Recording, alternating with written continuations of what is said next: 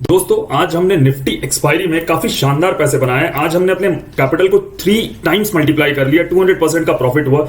कुछ इस पॉइंट पे यहाँ पे मैंने एकदम ऑलमोस्ट टॉप पे एक पुट ऑप्शन डाला था अपने प्रीमियम ग्रुप में 20,050 का 10 रुपए पे, जिसका मैंने टारगेट डाला था 30 रुपीज का। इसने हाई लगाया 45 का। मनी 3 टाइम्स मल्टीप्लाई हो, 3 गुना हो गया हमारे पैसे जो हमने ट्रेड लिया था। एकदम टॉप पे मैंने सेल करा था, नीचे तक लाया था। मुझे पता था कि मार्केट नीचे आने के बाद साइडवेज हो जाएगा। मैंने अपने ग्रुप पे पोस्ट भी करा था कि मार्केट नीचे आके साइडवेज हो जाएगा, क्योंकि ऊपर ये जाएगा नहीं, क्लियर है, और नीचे निकल नहीं पाएगा। मार्केट का जो ओवरऑल ट्रेंड है वो पॉजिटिव है। मार्केट साइडवेज होना था, ये क्लियर था, इसलिए एक ट्रेड लिया और शांति से बैठ गए हम लोग। कोई और इधर उधर के कोई भी ट्रेड ना करें, ना ओवर ट्रेडिंग करी हमने।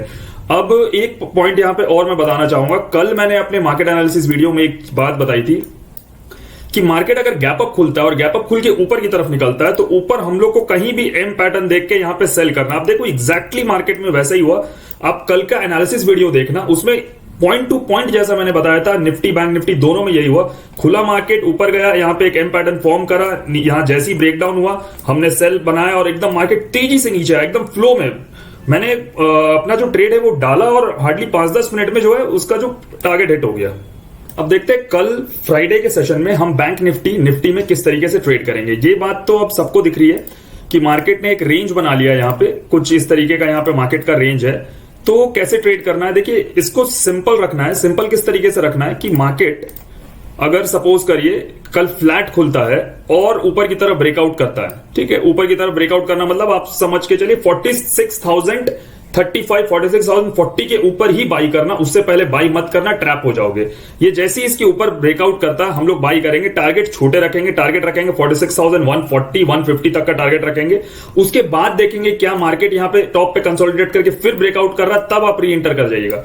नहीं तो आप टारगेट एक बार छोटा ही रखिएगा 46,140 150 तक का। मैं ऐसा क्यों बोल रहा हूं कि अपसाइड में टारगेट ज्यादा बड़ा नहीं रखना है, बिकॉज आज जो मार्केट ने कैंडल बनाया है इसे डोजी कैंडल बोलते हैं, और ये कहीं ना कहीं इनडिसिसिवनेस शो करता है कि ना सेलर्स को पता है ना बायर्स को पता है कि मार्केट को क्या ऊपर लेके जाना है या मार्केट यहां से टर्न होने वाला है। ये चढ़ते हुए मार्केट में डोजी बनना थोड़ा सा मतलब अलर्ट का साइन है। इसका मतलब ये नहीं कि मार्केट यहां से गिर जाएगा, बट इसलिए एक दिन हम लोग कॉशियस होकर ट्रेड करेंगे, ज्यादा बड़ा टारगेट्स नहीं रखेंगे। देखते हैं कल मार्केट क्या स्ट्रक्चर फॉर्म करता है, ऊपर की तरफ निकलना है या इसे नीचे की तरफ आना है, ये कल हमें क्लियर कर देगा। इसलिए अपसाइड में ज्यादा बड़ा टारगेट हम लोग नहीं रखेंगे। सिमिलरली डाउन साइड का ट्रेड हम लोग कैसे लेंगे, यहां पे आप देखिए, मैं आपको एक पॉइंट यहां पे दिखा रहा हूं। जैसे ही बैंक निफ्टी 45,880 के नीचे आता है, आप यहां पे तुरंत सेल मत करना, एक यहां पे पुल बैक लेने देना और फिर जब इसको ब्रेकडाउन करता है तभी हम लोग सेल करेंगे। उससे पहले हम लोग सेल नहीं करेंगे। टारगेट्स इस केस में हम लोग रखेंगे 45,700 45,600 100 पॉइंट्स में, इस तरीके से 45,500 तक का टारगेट रखेंगे।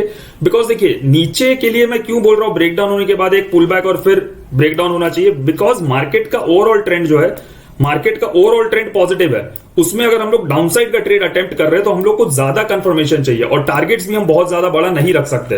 इन चीजों को आपको समझना होगा। जब तक मार्केट हमें क्लियरली नहीं बोलता कि हाँ अब मैं डाउन ट्रेंड में आ रहा हूं, उससे पहले तक हमें डाउन ट्रेंड के ट्रेड्स बहुत कॉशियसली लेना है और टारगेट्स छोटे रखने, एकदम सिंपल है। अब बड़े गैप अप और गैप डाउन के केस में क्या करेंगे, अगर बैंक निफ्टी सपोज करते हैं कल बड़ा गैप अप खुल जाता है इसके ऊपर, ठीक है, बैंक निफ्टी अगर इसके ऊपर खुलता है, सिमिलर स्टोरी, एक पुल बैक लेगा और ऊपर की तरफ ब्रेकआउट करता है, और इसके साथ साथ निफ्टी देखिएगा, निफ्टी भी इसी तरीके से पुल बैक लेता है और ऊपर की तरफ ब्रेकआउट करता है। अगर दोनों एकदम पैरेलल ऐसे चल रहे हैं तो इस सिचुएशन में हम लोग बाई करेंगे। टारगेट रखेंगे ऑल टाइम हाई का बैंक निफ्टी में 46,400 46,500 तक का। ध्यान रखिएगा गैप अप अगर खुलता है इन लेवल्स के ऊपर, मतलब कल के हाईस के ऊपर अगर डायरेक्टली गैप अप खुलता 46,150 के ऊपर, तो ऊपर जाने दीजिए, एक रेजिस्टेंस क्रिएट करेगा और ऊपर की तरफ ब्रेक करेगा तो हम लोग यहां पे बाई करेंगे। बट सिमिलर सिचुएशन में निफ्टी भी वहां पे उसी तरीके से ब्रेकआउट करके ऊपर निकलना चाहिए, ठीक है। अगर ये ऊपर जाता है और ब्रेकआउट नहीं करके एम पैटर्न बनाता ऊपर जाके फिर से, अगर फिर से एम पैटर्न बनाता हम लोग फिर से सेल करेंगे। टारगेट हम लोग रखेंगे 46,150 46,100 तक का, उससे ज्यादा टारगेट नहीं रखेंगे।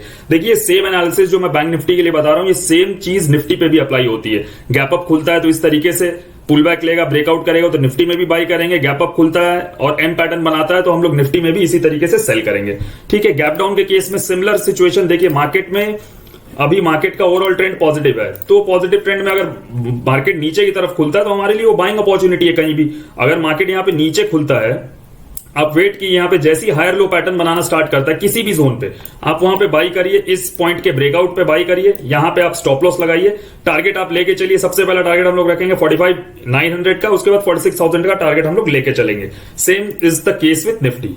निफ्टी में मैं शॉर्ट में आपको बता देता हूं, आप यहां पे देखो निफ्टी ने भी कहीं ना कहीं यहां पे एक ये पूरा रेंज बनाया है, आज पूरे दिन भर निफ्टी रेंज में ही रहा है।